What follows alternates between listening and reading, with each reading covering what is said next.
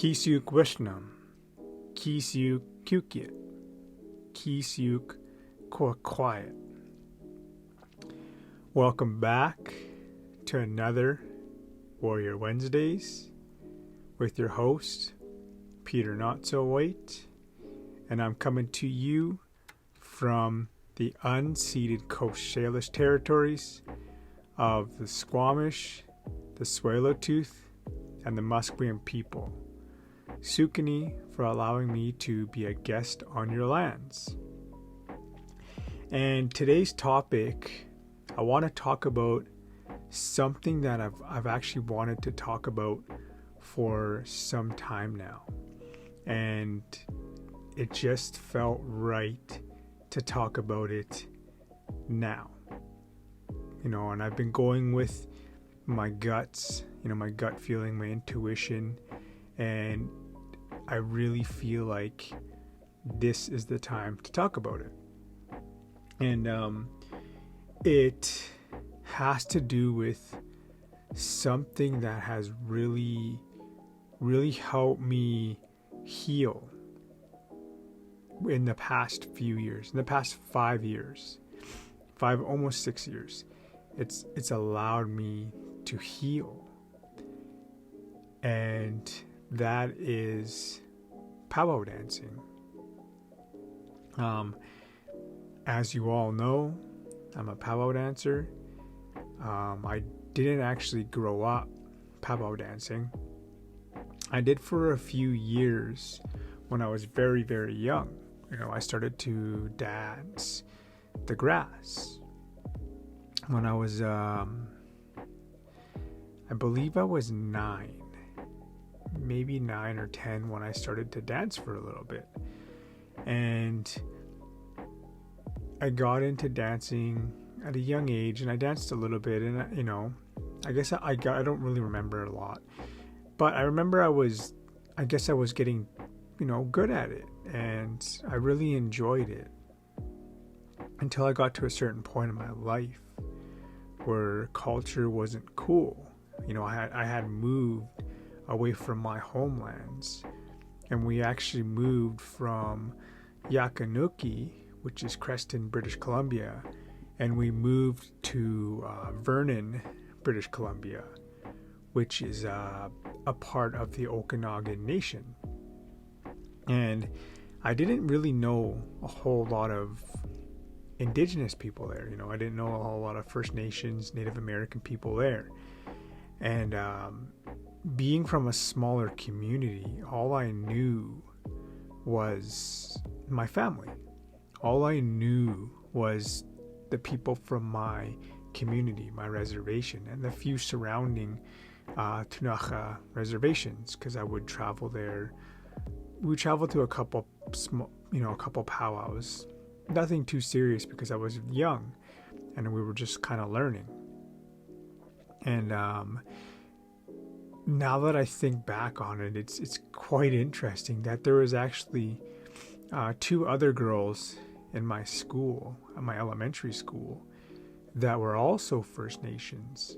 And it was weird because they weren't from my reservation.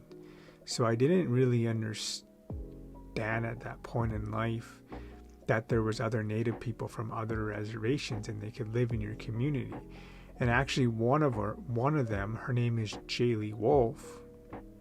That's Jaylee Wolfe. And she is becoming a pretty phenomenal artist in the music industry. And she's what I remember of her, it was quite interesting now, because now that I look back on, grade 4, grade 3, grade 4, grade 5, what I remember before I moved is that this girl named Jaylee was friends with another girl who was also Native. And it was weird how they kind of came together, and they were like best friends. And they were both Native, but they both were disconnected, like many Indigenous people are. Actually, Jaylee, I kind of talked to her once in a while through social media, and she just recently connected throughout the pandemic with her actual family. because her, she was, I don't know the whole story about her, but yeah, she didn't grow up with her community. She didn't grow up with a lot of her family, and she just recently connected, which was pretty powerful to see. And to see her, she's recently getting nominated to the Junos, which is super, it's super interesting to see. And it's cool to see how some people that at a young age, how their life plays out. And it's kind of cool how you go to elementary school with her or someone, right, and then they turn out to do phenomenal things, and I'm pretty sure she feels the same way about me, knowing me, seeing me, and doing the things that I'm doing in social media. She's probably, wow, I know him, which is kind of cool. So yeah, shout out to her for doing big things for Indigenous people. And powwow dancing, how it has turned my life around. And I remember when I started dancing again as an adult, I knew nothing. I knew zip, nada. I kind of started going to powwows right before I was diagnosed with cancer. So I had gotten sober, and I was 3 years into my sobriety, and I needed things to do on the weekends. So I would just take a day trip to go to powwows around me. I live in Vancouver, British Columbia. So I a couple times I zipped down to the States. I went to Seattle for a day to check out the powwow. I went down to Auburn, Washington. I went to Tulalip, Washington. And I went to the few powwows around here just to kind of get an eye, hang out and just be around the energy as I was trying to reconnect and trying to, heal my spirit and my soul, because I had been through so much trauma starting as a little boy, that I needed to rekindle my spirit. I needed to awaken it, and the drum was another way to awaken my spirit to the man you see today. And I remember that I knew nothing about powwow. So I got my sister, who was a decent sewer, because I did not know how to sew at the time. I know how to sew now, but I did not know how to sew at the time. And I knew she was pretty good when she was in home economics. She did really good in sewing class. So my mom and I were talking about it, and I kind of bought just this native print stuff, this Dene print, or was it Navajo print? I don't know. It was just I knew nothing about powwow, so we kind of just did with the resources what we had, and I bought these prints online, and then I sewed up the breechcloth and the side drops, and they're all the same. And I got this button-up shirt from Walmart, just a regular black t-shirt, and I sewed ribbons on it.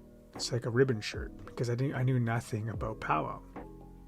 And then my uncle down in the States, he found out that I was wanting to start dancing, so he actually gifted me this fan. And it wasn't even a powwow fan. It was actually like a ceremony fan. And I was like, whoa, So, but I used what I had, and then I had a bustle given to me, which I've actually gifted away and given away now. And but that's what I started off with. I started off with next to nothing. And when I first started dancing, I was super nervous, but I was excited at the same time. And I still remember that very, very first time that I stepped back out onto that dance floor. And I should have, instead of winging it, like I do like to do things, like I just like to wing it, I should have practiced. I should have learned the basic steps of the 1-2, because I barely even knew how to do 1-2, like it's called the intertribal step. I barely knew how to do that. That's how that's how unexperienced I was at that time, and I'm super grateful that I actually waited. I waited until May long weekend to dance. I waited to go home to my community because I wanted to awaken my spirit at home, where my ancestors had kind of lived, because before colonization, before contact, before all of these things, we didn't stay as Tunaja people. We did not stay in one area. And where Yakanuki is currently located, any reservation, not even Yakanuki per se, any reservation, that's not originally where people would actually live. A reservation here in Canada anyways, and the States the same way, it was land that basically no one wanted. A reservation was land, I know in Canada, that the Queen, the Queen of England and her royal family couldn't get resources from. So they couldn't farm on. It wasn't farmable land. Because back in those days when treaties were made and reservations were formed and all that stuff, they lived off of farmland. Farming was one of the main sources of income. That and trading, but farming was big at the time here in Canada. And I know that for a fact that reservations are plots of land that no one else wanted. And it's kind of funny because now that farming, food is a big source of life, but farming isn't the same as it was back in the 1800s, the early 1900s. And now some of these reservations have beautiful spots where everyone wants to go. I know for a fact in the Okanogans that they have lakefront property. Throughout all the Okanogans, a lot of these reservations have really nice locations where everyone wants to be now, and they lucked out because they're right on the ocean, or right on the lake, right on places where people want to be. So it's kind of, in hindsight, it's funny how full circle come around, where farming isn't as it was then, as it was looked at, and how it is now, and where some reservations are located. Some, not all. A lot of reservations are located in places that have next to zero resources. Some reservations are like in the middle of nowhere, hours away from the next town. I know that in the States, that's how a lot of reservations are. They're actually further away from cities. And yeah, that's just what the government wanted to do, to try to slowly kill us off by becoming dependent on them. But back to this story with powwow dancing, when I first started to dance, I started to consume as much as I could. I started to consume powwow throughout my whole time. Like, I would watch powwow. I would watch powwow when I was running at the gym. I would watch powwow videos while I was doing certain things. That's all I started to do, was listen to powwow music, and I started to watch powwow on YouTube, and I started to consume it. I'm an iron worker, I'm a union iron worker. And what I would do is I would get off a little early on Fridays and drive to the nearest powwow all weekend, get all ready, and then get home late at night on Sunday, just to make it back to work for Monday. And that's what I did religiously. And I was throwing myself in there. It became my ritual. And that's what most people tend not to do. When starting something new, you need to indulge in that thing as much as you can, to the point where people say that you're obsessed. I've had people tell me that before, that that's all you do, that's all you listen to is powwow. Why? Well, because I'm becoming obsessed with it so I can understand it, so it becomes, my second nature. Even though it's in my genetics, I have to reawaken that as spirit. I have to reawaken my soul. I have to heal that bond from that trauma, from that disconnect. I have to heal it, and I'm still healing on a day-to-day basis. I will be healing throughout the majority of my life, and I'm okay with that because I understand that it keeps me humbled. And when I'm not humbled, you get humbled pretty quickly sometimes. It's kind of crazy how it's called. Some people know it as instant karma. But instant karma, all it is life is humbling you and putting you back to a humble state because you are getting out of alignment with being humble. And there's that quote that I really, really love. It's be humble or be humbled. And when you're gloating and when you're doing these things, when I do that now, like I literally feel like fire is coming out of my mouth when I'm saying bad, negative things. It's how so in tune I am with who I am now, that I know it's not right, and it literally feels like flame is coming out of my mouth when I'm speaking bad, negative things. And I'm going to be humbled if I don't slow my roll. I'm going to be humbled sooner or later. And that's what instant karma is. You've seen those videos where instant karma happens just like that. You do something and all of a sudden you're like, boom, humbled right away, instantly. So when you start out doing anything, you need to be like I was with dancing and just become so obsessed with it that people think you're crazy. Like, that's what people literally thought. Like, that's all this guy listens to is powwow music. That's all he watches on his spare time. That's all he thinks about. That's all he talks about. Because I wanted to become the best dancer I could. Because I want to inspire people, to show them. Because most people, in the indigenous community are a lot like myself. They didn't grow up with traditions. They didn't grow up with dancing. They didn't grow up with these things.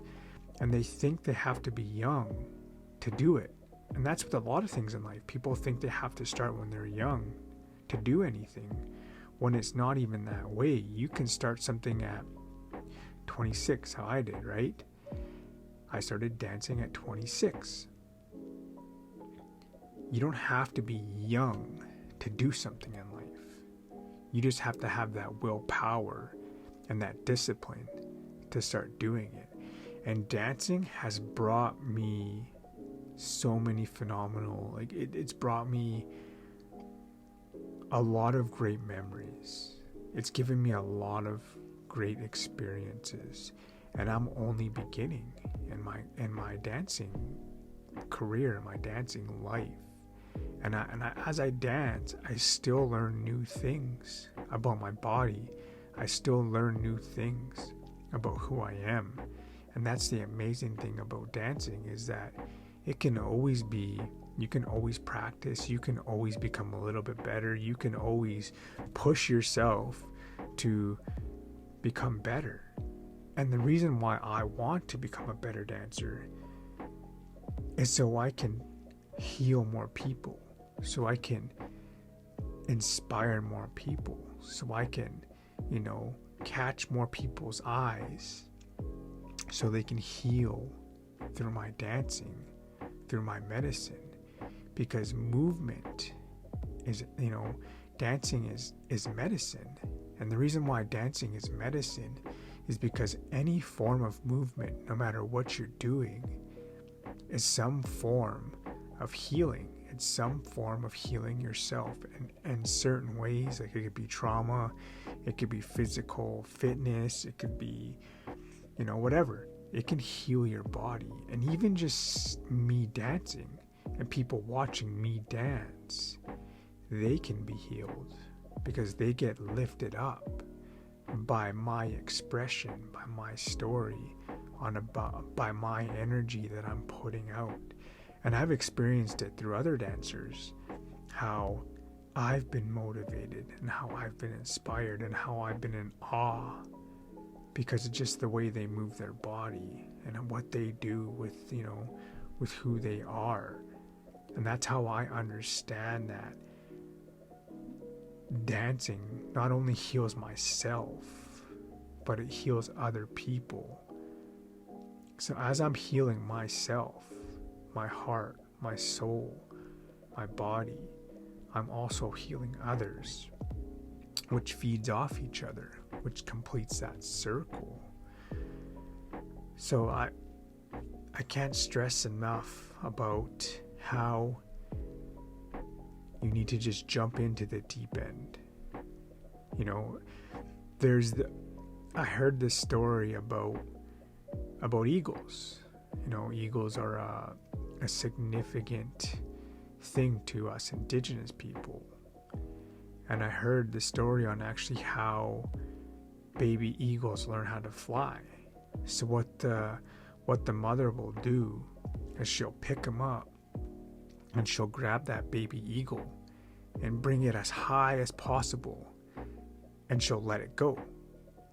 And that eagle, the little baby, will start to free fall to earth.